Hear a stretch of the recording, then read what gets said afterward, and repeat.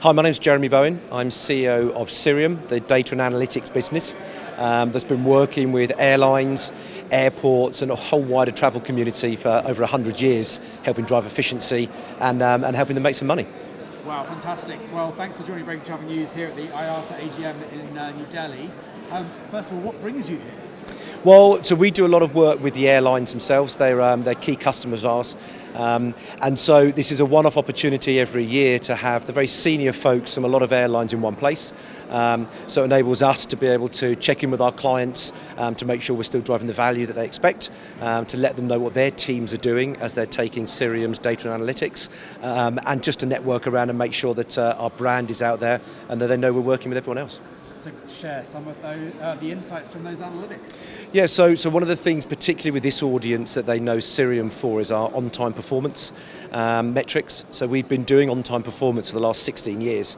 We publish it free of charge on our website, but also a lot of these airlines take our analytics on a daily basis or on a real-time basis to be able to judge their on-time performance with their competitors' on-time performance. So how are they performing compared to their peers? How can they build a better plan? How can they have their teams refined to be able to make a more effective and drive efficiencies? So we produce that data. The byproduct of which is we hand out awards annually, and so a lot of the airlines here have won awards. They'll put the logo on the aircraft and they celebrate it with their teams. We always turn around and say it's not easy to run an on-time airline, and it really does take a lot of hard work from a lot of people to do it. And so when they are winning these awards, they really do value them for their teams. And what is the impact of running an on-time airline? Well, consumers tend to make a decision on three criteria now. One, the convenience of where they're going to fly from at the right cost, but also are they going to be there on time? Are they going to miss a connection? Are they going to eat into their leisure time? Are they going to miss a business meeting? And we've got some very, very well-run airlines that know that if your connection time is a short one, the chances are you're going to meet it. And so it's almost morphed across from a B2B term now into consumer. So the top airlines will use it to market to their consumers and say, hey, look, fly with me, convenience, price, and also I'm going to get you there on time. And what trends are we seeing in that particular part of the aviation industry? From on-time performance, it's one of those things that overall, over the last decade, it's increasing. It's increasing because of more reliable equipment, better run operations, and that whole ecosystem working together. The airlines have to work closely with their partners, those partners being their suppliers, the airport, etc. So holistically it's going up, but obviously anything can happen to disrupt that plan. Bad weather in certain situations, you get an aircraft that goes out of service on the gate. The knock-on effect now, because the network is so complicated, is manifest for a couple of days. I only took the example of the CrowdStrike issue last year, the effect that had within airlines globally. It took a couple of weeks for people to get back on track. So yeah, holistically gone up, but every airline wants to do it better. What other kind of major trends are you seeing in the market that you're helping provide the data and insight for? Well, it's from a bookings perspective, one of the things that we've been talking about whilst we were here is capacity and passengers and the number of seats is all relying on macroeconomic. It always has been.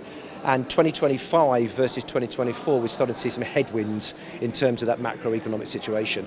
And so particularly from Europe to the US, the positive is that airlines, they have to make their bets last year, and they betted heavily on extra traffic going across the Atlantic. They put extra seats on. So from the US into Europe, it's up 4%, the volume of seats. From Europe into US is up 3% in June alone, and that's good. The challenge we have is when we look at our booking curves, and it's only the airlines that know exactly what's happening, but when you take our data sources, you can see in those summer months, bookings up until the middle of May, in June, July, August, bookings going from US to Europe are down 10%, and then bookings going from Europe into US are down 12%. So the seats have gone up because they've planned in advance, and the bookings have gone down. So that's going to be a challenge for airlines as we get closer to summer.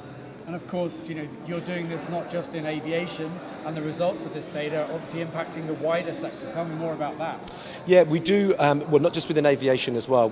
We're prominently within aviation and travel.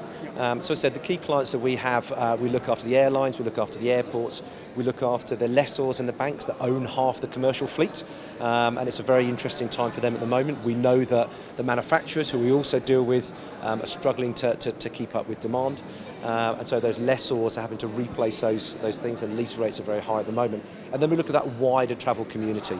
So we look to see some of those booking trends. We look to see, on those online travel agents, how we use our schedule to help people book flights and get the best possible deals.